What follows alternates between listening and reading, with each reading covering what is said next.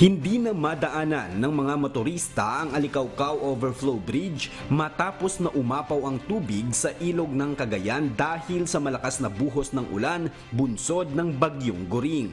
Ang ibang mga motorista pinipili na lamang na sumakay ng bangka para lang makatawid at makarating ng mas mabilis sa kabilang barangay o bayan na kanilang tinitirhan.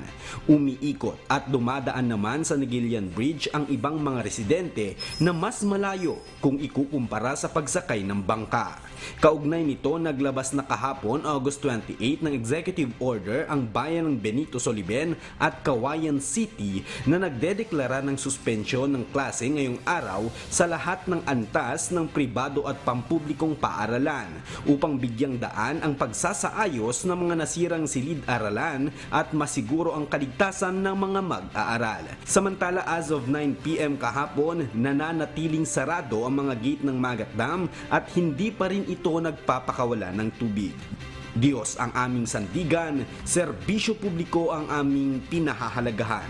Kyle Balad, humahataw!